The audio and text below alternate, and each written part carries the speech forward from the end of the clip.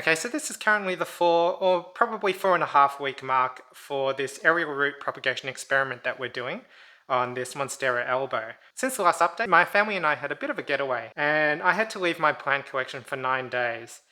I'll be honest, it made me very nervous because they were 9 days through the summer season, and it can get very hot down here. And even though I watered all my plants well, when I came back, there were quite a few droopy, unhappy indoor plants. So I'll do another video explaining what happened and how some of my plants fared through those dry 9 days. And to be honest, this Monstera Albo actually fared quite well. And it wouldn't surprise me if this little experimentation had something to do with how well it fared through the situation, because this aerial root propagation actually provided an additional water source for the plant. And so you can see that there's plenty of moisture in here. So that's good news on this front. Now, if you saw the last 2-week update, there wasn't as much growth or root development in this aerial root experiment, but this has now been 4.5 weeks since we started this experiment. So I'm hoping, fingers crossed, that we see a bit more root growth in here and root development. Now, I haven't taken a peek at this yet, so this will be my first time seeing the root development of this experiment.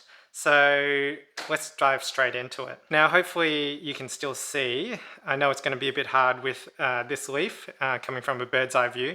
I'll definitely take you in for a closer look once I get all the sphagnum moss off.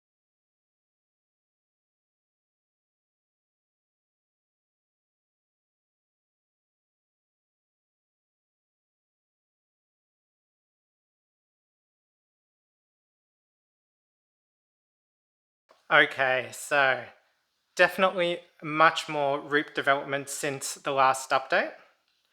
Now I'm going to try and bring you in for a very close look so the leaf is out of the way. Now hopefully you can see. There we go, that's a bit better.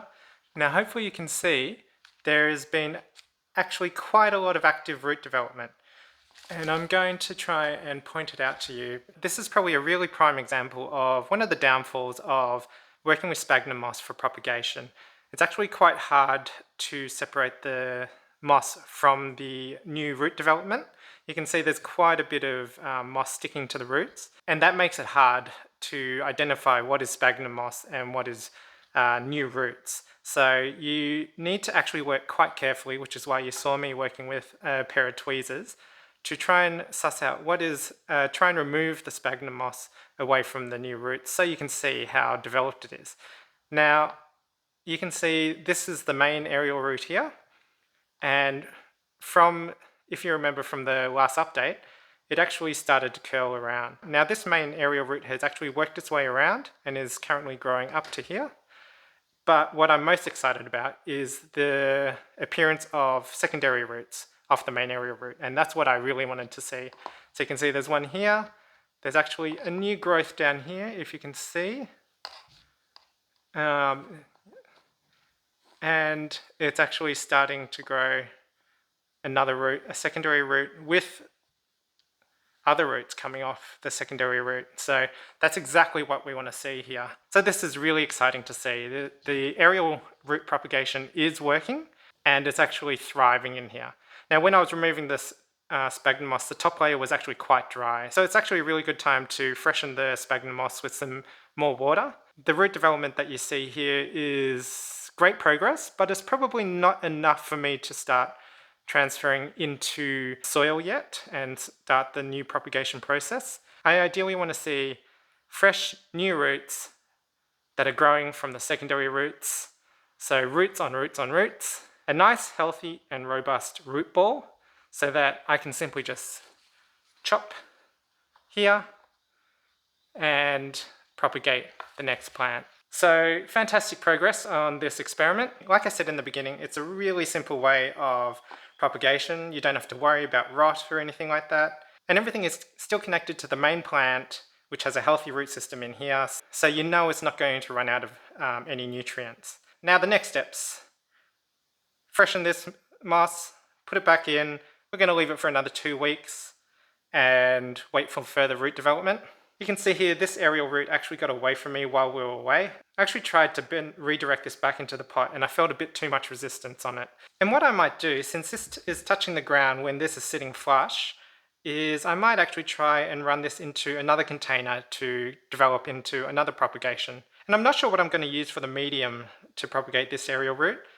Could be water, could be again sphagnum moss, or it could be chunky potting mix, which might be an interesting experiment to run, because that would mean I would simply just need to plant this guy into another pot once it's established a robust root system. I'll save that for another video. Drop a comment below to let us know what you think we should use as a medium for this propagation, or what's worked well for you, because as you know on the garden bench top, we're all for experimentation and seeing what works best. And as always, make sure you subscribe to the channel, like this video, so that you get the notifications when that video has been released. So before we wrap up this video, let's get this guy back into propagation mode, and I'll see you on the other side.